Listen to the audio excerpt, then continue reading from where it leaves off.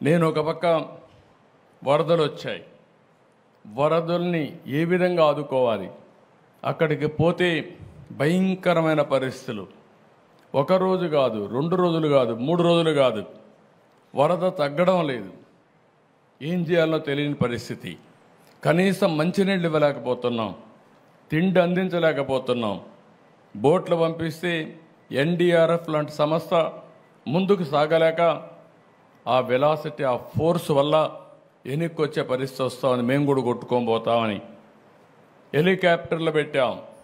హెలికాప్టర్లో ఫుడ్ తీసుకుపోయిస్తే కొంత వేస్ట్ అవుతూ ఉంది, కొంతవరకే చేరుతూ ఉంది. డ్రోన్స్ పెట్టాం, ఎందుకంటే వీళ్ళంతా ఫుడ్ తీసుకపోతే వీళ్ళు కూడా దిగలేక కొట్టుకొని పోతామని భయంతో ఇసిరేయడం మొదలుపెట్టారు. దానివల్ల కూడా ఇబ్బందులు వచ్చాయి.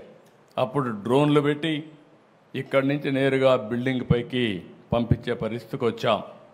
ఇన్ని అవస్థలు పడితే ఏదైతే వైఎస్ఆర్ కాంగ్రెస్ పార్టీ ఒక పేపర్ పెట్టుకొని విషయం జిమ్ముతున్నారు అంటే, ఓడిపోయారు కాబట్టి, ప్రజలు ఓడిచ్చారు కాబట్టి ఈ ప్రజలపైన ద్వేషం పెంచుకొని ఏదో ఒక విధంగా నష్టం చేయాలని ఆలోచించే పార్టీల నియమనాలు నాకైతే అర్థం కావడం లేదు.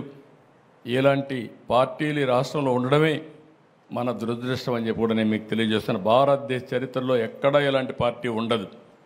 నేరస్తులు రాజకీయాల్లోకి వస్తే, నేరస్తులు రాజకీయ ముసుగులో ఇలాంటి నేరాలు ఘోరాలు చేసి ప్రజా జీవితాన్ని అతలాకుతలం చేసినప్పుడు ప్రజలందరూ అర్థం చేసుకోవాల్సిన అవసరం ఉంది. అదే కానీ నేరస్తులు రాజకీయ ముసుగు లేకపోతే నాకు 2 నిమిషాలు పట్టకొచ్చి తాట తీసి ఎక్కడ పెట్టాలనో అక్కడ పెట్టేవాడిని అని చెప్పి కూడా నేను మీకు తెలియజేస్తున్నా. నేను చాలా సంక్షోభాలు చూశాను. నాకు ఇవన్నీ ఒక లెక్క కాదు. నా పీరియడ్లో ఎవడో రౌడీ అనేవాడు ఎవడో రోడ్డు మీదకి వచ్చేవాడు కాదు. ఒకే మాట చెప్పాను, ఎవరైనా రౌడీ అనేవాడు రోడ్డు మీదకి వచ్చేదానికి వీలు లేదు, ఈ రాష్ట్రంలో ఉండడానికి వీలు లేదని చెప్పి నిర్మోహమాటంగా యాక్ట్ చేసి రౌడీయిజాన్ని, అంత మునుపంత గల్లీకి ఒక లీడర్ ఉండేవాడు, అటు తెలంగాణలో కానీ ఇటు ఆంధ్రప్రదేశ్లో కానీ ఆ 9 సంవత్సరాలు రౌడీలు లేకుండా చేశాను.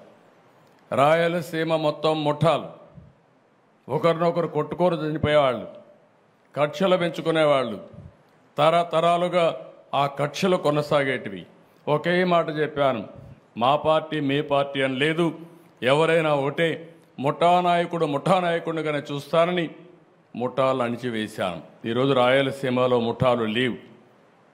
కమ్యూనల్ వైలెన్స్, మత విద్వేషాలు రెచ్చగొట్టే ఎవరైనా సరే వాళ్ళ మీద ఒక మాటలో చెప్పాలంటే కఠినంగా వ్యవహరిస్తానని వ్యవహరించా.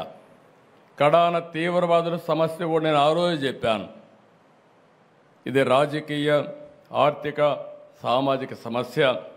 ఇక్కడ ఈ రాష్ట్రంలో అభివృద్ధి కావాలంటే, ఇలాంటి సమస్య ఉండడానికి వీల్లేదంటే కడాన నా మీద కక్ష కట్టి, మీకు అందరికీ తెలుసు, తిరుపతి వెంకటేశ్వర స్వామి బ్రహ్మోత్సవాల సమయంలో బాంబులతో నాపైన దాడి చేసిన, ప్రజలకు న్యాయం జరగాలి, మీకు లా అండ్ ఆర్డర్ ఉండాలి, శాంతి భద్రతలు ఉండాలనే ఉద్దేశంతో నా ప్రాణాన్ని కూడా లెక్క పెట్టుకోకుండా ముందుకు పోయిన విషయం మీరందరూ గుర్తుపెట్టుకోవాల్సిన అవసరం ఉంది.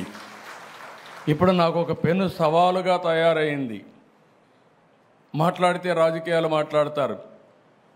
ఒక రాజకీయ పార్టీ ఆఫీసు పైన దాడి చేస్తారు. దాడి చేస్తే వాళ్ళని అరెస్ట్ చేస్తే దానిపైన కూడా నిరసన తెలియజేస్తారు. అంటే రాజకీయ పార్టీ అనేది ప్రజలకు ఒక దేవాలయంగా పనిచేసే పార్టీ ఆఫీసులు ఇవి. ఒక చిన్న party office, communist party office ఉన్నా ఎక్కడా ఎవరు దాడి చేయలేదు. నా జీవితంలో నేను చాలాసార్లు చూశాను. 40 సంవత్సరాలుగా రాజకీయ పార్టీ ఆఫీసులపైన, రాజకీయ పార్టీ నాయకులపైన ఎప్పుడూ దాడి జరగలేదు. ఎన్ని విమర్శించినా ఆ విమర్శని ఒక పాజిటివ్గా తీసుకొని కరెక్ట్ చేసాం తప్ప ఇంకోటి కాదు. అలాంటి దురదృష్టకరమైన పార్టీ ఓసారి నాకే అనిపిస్తుంది, నేను ఎన్నో రాజకీయాలు చేశా, ఎంతమందితో చేశా, కానీ ఒక నేరస్తుడితో రాజకీయాలు చేయడం అనేది నాకే నామోషి అనిపిస్తుంది. కానీ మీ ప్రజాహితం కోసం నాకు తప్పడం లేదు ఈ యుద్ధం. ఆ విషయం కూడా మీరు గుర్తుపెట్టుకోవాల్సిన అవసరం ఉంది.